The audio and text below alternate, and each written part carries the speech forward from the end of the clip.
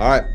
Welcome to the Wrestling Vault Coach's Corner. RJ Boudreaux here with Mitch Hancock, and we are going to talk to our audience about our postseason wrap-up. So we just finished up the 2021 season. It was the longest season ever, just because of COVID and everything that we had to go through. But we're getting ready to wrap up our season, and I'm getting ready to do things that I've similar to what I've done in years past. But it's a very important time to capture some things to get ready for the next season, in my opinion. So, Mitch, what do you do for your postseason wrap up? What's the first thing that you're going to do kind of moving forward?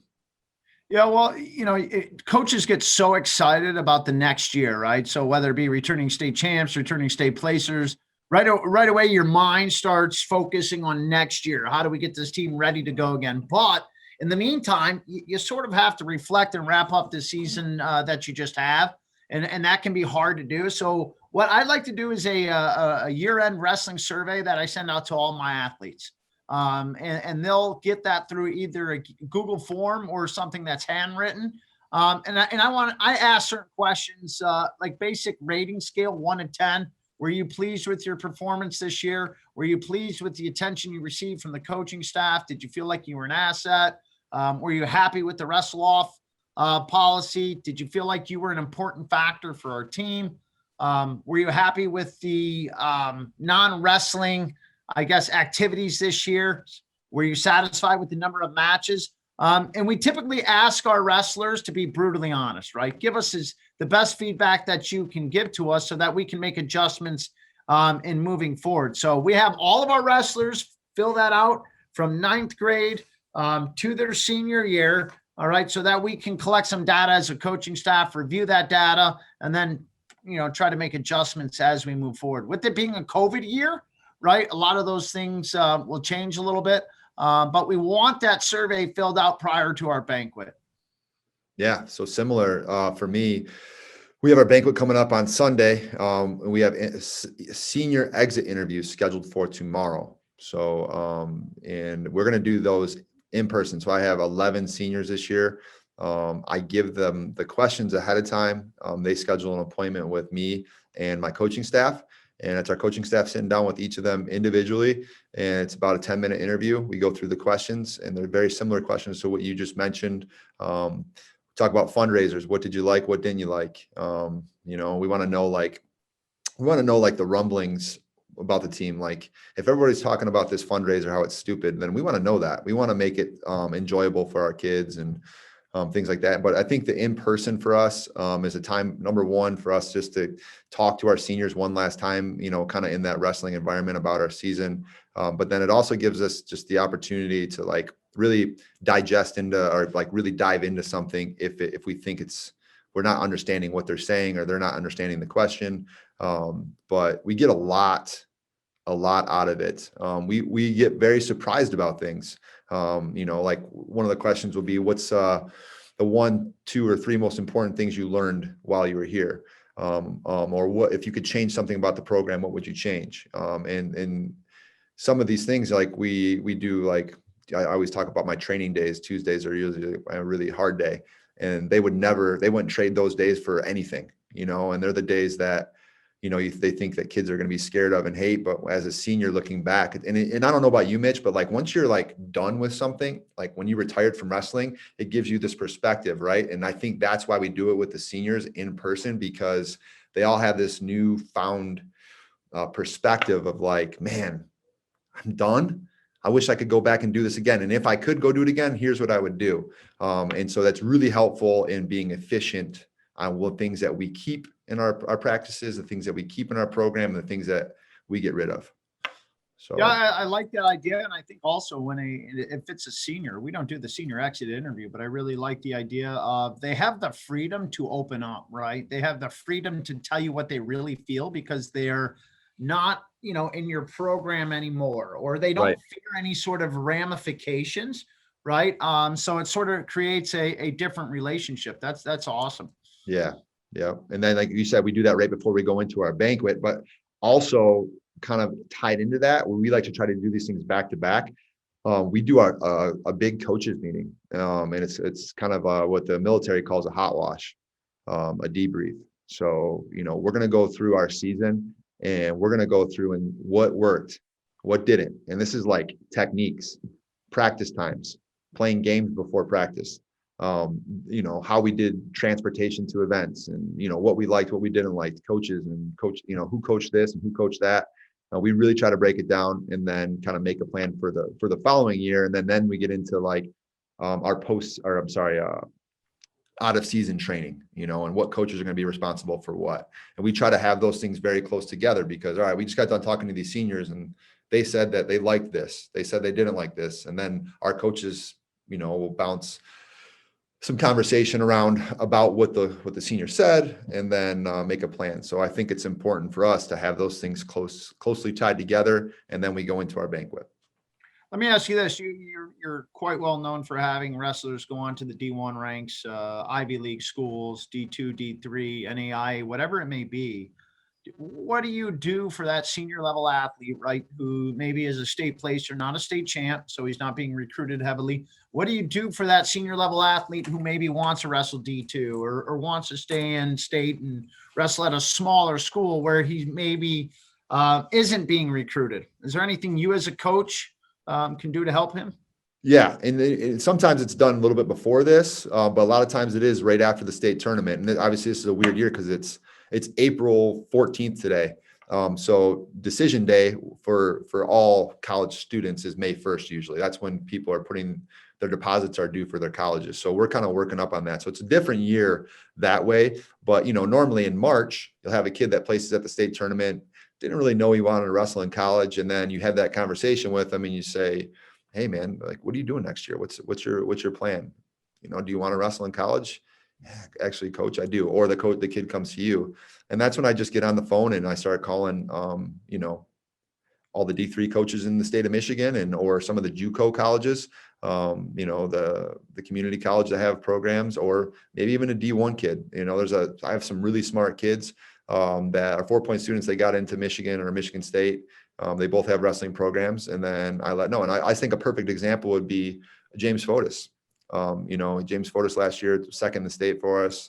Didn't really know if he wanted to wrestle in college, but got into Michigan State on his own because he's a smart kid, and got a hold of Roger Chandler and got those two kind of working together. And, Roger says that James is one of his big highlights as a freshman because he works so hard and he's a great kid and all those things. So, those are small. It's a small example, but there's a lot of those things going on. Keegan Nugent right now, he is a state champ. He just won a state champ, but like he didn't start for me until the middle of the year, not last year, as a starter. So he's kind of a late bloomer, and he's gotten into Michigan. He's gotten into Michigan State. He's gotten into some Ivy League schools because he's a smart kid, and he does want to wrestle. He wants to continue that. So been having discussions with different college coaches and letting them know that that's out there. And now those college coaches are like, oh, wow.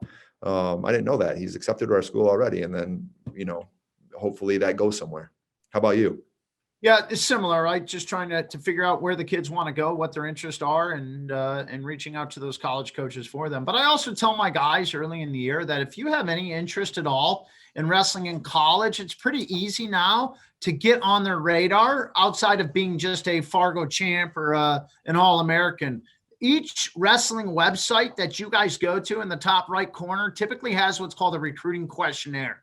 So our guys going into their senior year, we always have them fill out these recruiting questionnaires on these college websites, and it fills out a basic form that is then delivered electronically to those college coaches that puts these athletes on their radar. So if you're telling a college that you're interested in possibly going to their school, you give them your cell phone information, your test scores, your GPA, your social media handles. It allows that communication level to happen a lot ahead of time, or much ahead of time, whereas to waiting till the end of your senior year. So you can do that as a sophomore and junior and get on their radar right away.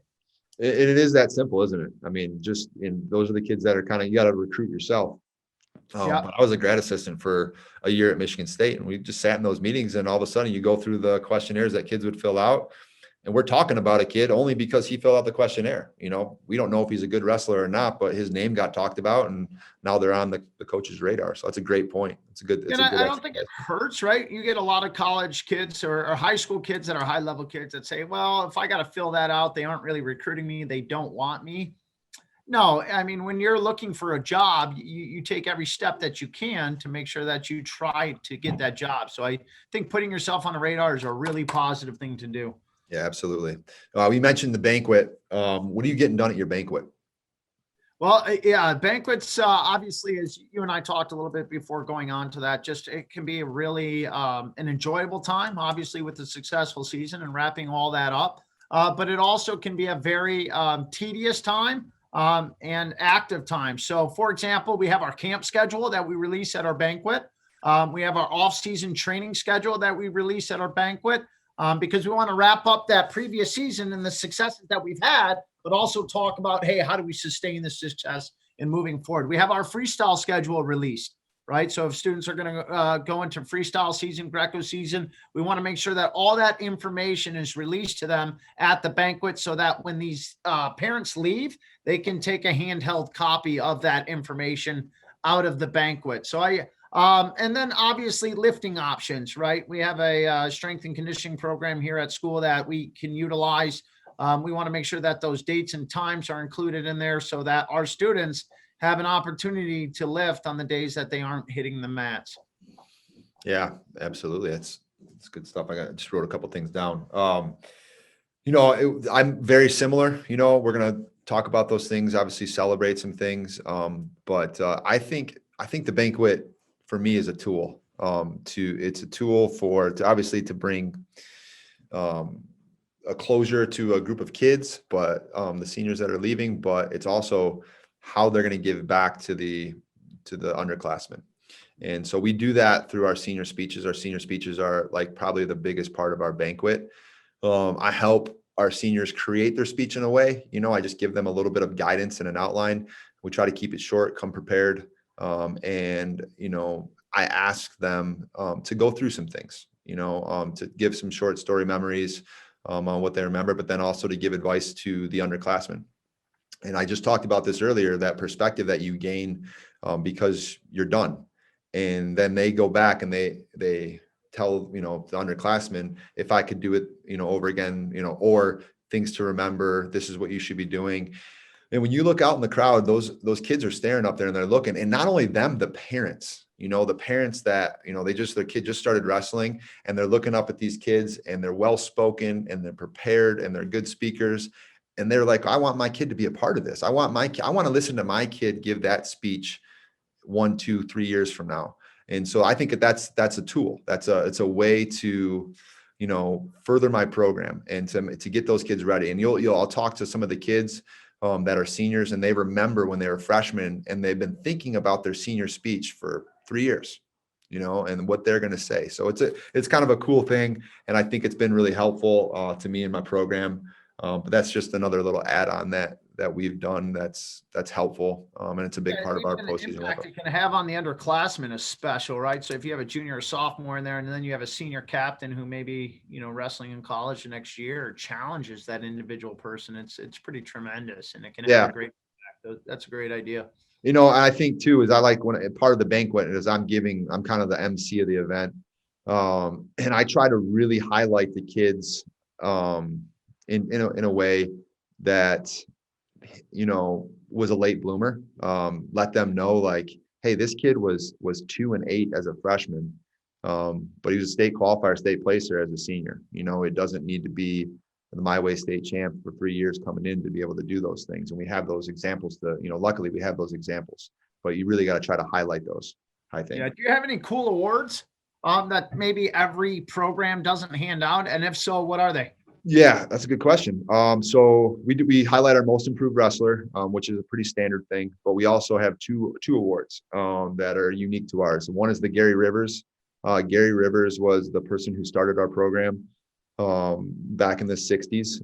And then guy never wrestled. He was a vocational teacher, and then brought Lowell to where it is before he handed it off to Dave Straits, who won a state title, and then Dave Dean, and then myself.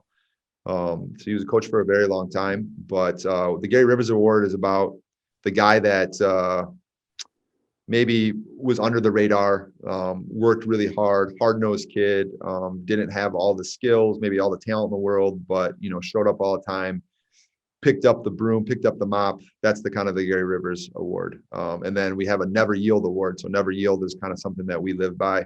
And never yield to us is kind of like all in, what are you doing? When you never yield, you eat, sleep, and drink wrestling during the season. You're eating the right foods. You're not going out. You're doing all the right things. And you're doing everything you can to help the team, because it's all about the team. It's not about me and you, or it's not about me. It's about, everyone else. And so somebody who kind of exemplifies that gets the Never Yield Award. And those are pretty special to our program. You? Yeah, you know what? You hear a lot of coaches or today's generation, right, complains when you give a lot of awards out, indicating that it's a ribbon sort of mentality. Everybody gets a ribbon. Everyone gets an award. But to me, that's what a banquet's for, right? You're trying to honor and celebrate as many successes as you can. So we give out quite a few awards at our wrestling banquet, obviously. And one thing we've tried to do over the last 5 to 10 years is to incorporate a name. Like you said, the Gary Rivers Award.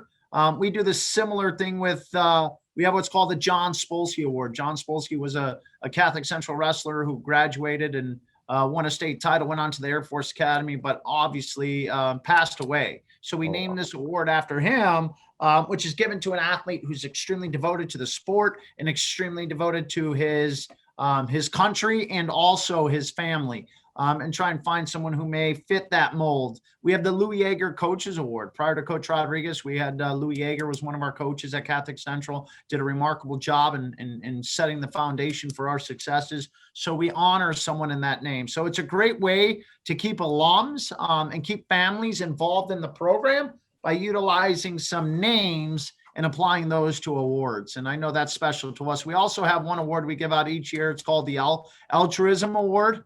Given to the most altruistic wrestler. So maybe someone who didn't find a ton of success, but was extremely giving, maybe cut down a weight class for the team, or he was always willing to clean up the locker room, clean up his space, clean up after others, something, similar to what you had said. So I think creating some unique awards at your banquet, I think really helps and keeps people excited.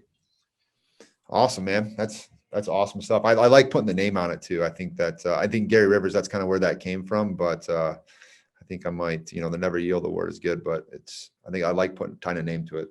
I know a lot of the colleges do that, right? And it can be a fundraising, opportunity. Whereas, you're not always geared towards raising funds, but as well as I do. I mean, our high school coaches are now expected to raise funds to maybe drive their program. So naming an award after someone may help you and generate some fundraising activity. Awesome, man. Well, we've got senior exit interviews and surveys, coaches meeting, banquets. You talked a little bit about some of the off-season stuff that you're going to be doing. And you're kind of hand that off at your banquets. How quickly are you guys going to start working on next year? Oh, Lord, right away, right? I mean, these guys are so hungry to wrestle, and especially in a COVID year. I mean, we got guys getting ready if I were to turn my laptop around, I have my whiteboard up there with all the dates, right? So we're a big freestyle Greco club here, right? So we primarily focus on freestyle. I have the UWW Cadet and U15 Nationals up on my whiteboard, USA Central Regionals qualifying for Fargo, the USA Cadet Duels, the Junior Duels. So those are things we try and prepare for right away. So we have quite a few guys going to Wisconsin next weekend for the UWW Cadet Nationals and U15 Nationals. So we've already started practicing freestyle wise. So we're right after it. I mean, we get going. Typically on a normal season, right? March, it's a long season, 6 months. March will give those guys about 2 to 3 weeks off and allow them to celebrate their successes, recover their bodies, and maybe go on spring break, right? And then we're right back after it, after spring break, preparing for freestyle. But this year, with season being pushed back into April, it's created a different calendar look. Awesome. I know, RJ, you're big on folk style camps, right? And you run your own series of camps. Explain, your mindset behind that. Well, I guess we don't have necessarily the freestyle background. And Dave Dean was the coach before me and runs My Way, New Way. So we've kind of been in that circuit, kids wrestling in that circuit, which is great. It's worked great for us. I do like freestyle. I do like Greco. It's a great supplement to folk style. But it's just something that we've kind of done and it's worked for us. We have a lot of kids that, do other sports in the spring, and work during the summer. And we're trying to allow them to do football is a big deal in Lowell too. There's a lot of football things going on. So we just try to give a ton of opportunities. And then hopefully they can make as many of those opportunities as they can. But yeah, I run a camp up in St. Ignace. It's a team camp. And most of the things we do are team oriented. So we'll go to duels through My Way and New Way, different their circuit. And then we also try to make sure that we have a trip in there. So last year we went to Montana and we went to a camp and we did a lot of sightseeing, a lot of traveling together, a lot of drives together as a team, and just some team bonding things. And my team camp is largely it's a lot of wrestling, a lot of good wrestling. But there's a lot of team bonding that goes on. We go to Mackinac Island, a lot of dinners out and things like that. So it's an opportunity to keep the guys together, make sure they're having fun, because wrestling's supposed to be fun, and it is fun. And that's kind of where our off season, we have practices for freestyle and stuff that we're doing throughout the spring and the summer, and then lifting. But we try to tie that in with like football here and different things like that. So it's just a different time. And I think it needs to be a different season. It can't be what you were doing throughout the year as an extension of that, because it's just too monotonous and it burns kids out. So it's got to be something new. And that's kind of more of what we do. So it's a little bit different than what, DCC does, but I think every program is going to have, different, as long as there's something, as long as there's a way to connect with your kids and keep them interested and engaged. I think that's the important thing. Yeah, so there's not a right way to do things and a wrong way to do things. So our guys are typically more freestyle driven, where Lowell obviously is going the folk style road and generating interest in folk style. So I know that we have a handful of kids who don't start wrestling till freshman year, right? So we'll go to the CMU team camp, we'll go to the U of M team camp to get those guys matches and allow them to develop on folk style, because they're a little bit behind the eight ball as far as generating interest in freestyle and Greco. Yeah. And you're on the other side of that, right? Yeah. It's weird. I mean, I've never had a kid compete in Fargo. Never. Yeah. It's weird, and it's not, I don't do that on purpose. I don't do it because I don't like Fargo. Right. It's never happened. It's the way it is. But also the home of Gabe Dean, Max Dean, and national champs. So, I mean, you can win a national championship without wrestling in Fargo. Correct. It's crazy. So just for you coaches out there that aren't sure which direction to go in, right? You have to do what's best for your athletes, and you have to do what's best for what you feel for your program. So don't feel like one is right, one is wrong. Just make sure you provide opportunities for your wrestlers. Yeah. And I think to wrap this up too, it's just have a postseason wrap up. Don't just end the season and not have a banquet, or, just let your wrestlers go and not have that opportunity to talk to them. Take advantage of the last opportunities you get with your seniors, and really try to capitalize and maximize that opportunity by having some kind of postseason wrap up. So I think that's all we got here for this installment of Coach's Corner. So we really appreciate you guys. Make sure you guys are visiting the vault and staying up on stuff. We're going to have some freestyle stuff and Greco stuff coming your way on the vault coming up here pretty soon. Tune in. Thanks.